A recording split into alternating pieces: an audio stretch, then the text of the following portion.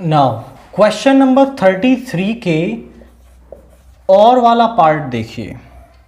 A metallic sphere of radius 4.2 centimetre is melted and recast into the shape of a cylinder of radius 6 centimeter. Find the height of cylinder.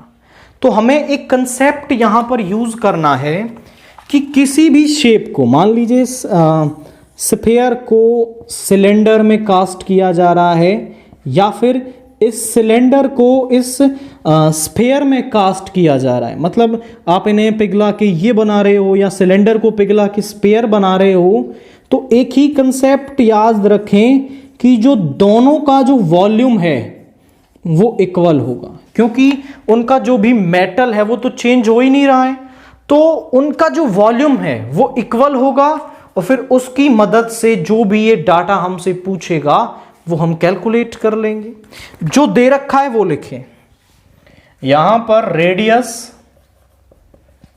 Of sphere वो दे रखी है 4.2 centimetre. तो volume of sphere कितना हो जाएगा? Volume of sphere is 4/3 pi r cube, यानी कि 4/3 पाई 4.2 का क्यूब, पॉइंट हटाने के लिए नीचे 10 कर लो। अब देखो, आप इसे सॉल्व मत करने लग जाना, सॉल्व करके वैल्यू निकालोगे फिर आपको इसे कैंसिल करने में दिक्कत आएगी। आगे दे रखा है radius of cylinder, radius of cylinder is 6 centimetre और हाइट ऑफ सिलेंडर निकालना है। Let height of cylinder is h। So volume of cylinder क्या होता है? वो होता है पाई आर स्क्वेयर h, यानी पाई आर का स्क्वायर हो गया 36 into h, and this is centimetre cube, and this is also centimetre cube. Since metallic sphere is casted into cylinder, so their volumes are equal। तो जो उनके वॉल्यूम है वो equal होंगे, तो यहां से वॉल्यूम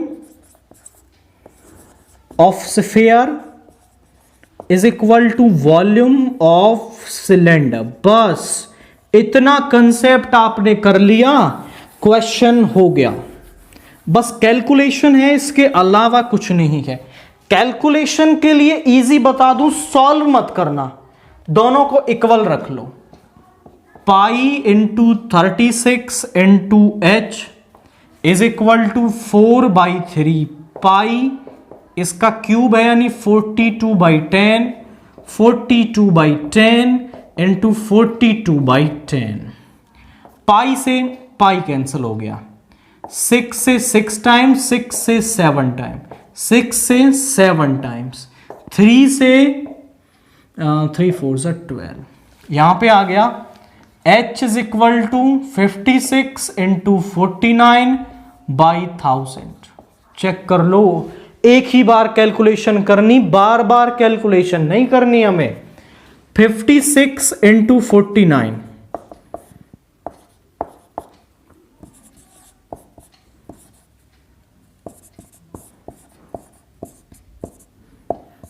ये आ रहा है 2744/1000, यानी कि आप इसे पॉइंट लगाएंगे पीछे से गिन करके, तो ये हो जाएगा 2.744 सेंटीमीटर। तो ये काफी सिंपल था। हमने उस स्फीयर की वॉल्यूम को जिस सिलेंडर में कास्ट किया था उसकी वॉल्यूम के बराबर रख लिया। ऑब्वियसली सारा डाटा गिवन होगा, बस एक टर्म वो पूछेगा, वो h दे के r पूछ सकता था, कोई दिक्कत नहीं है उसमें। यहां पे ये दोनों वैल्यू दे करके इसका आर पूछ सकता था, तो वो कुछ भी कर सकता है। बस ये कंसेप्ट माइंड में रहना है कि कास्टेड किए हुए दोनों, जिसमें कास्ट किया है उसकी दोनों की जो वॉल्यूम है वो इक्वल होगी। फिर वो चाहे कोई भी वैल्यू पूछ ले, आप सिंपली उसको कैलकुलेट कर सकते हैं।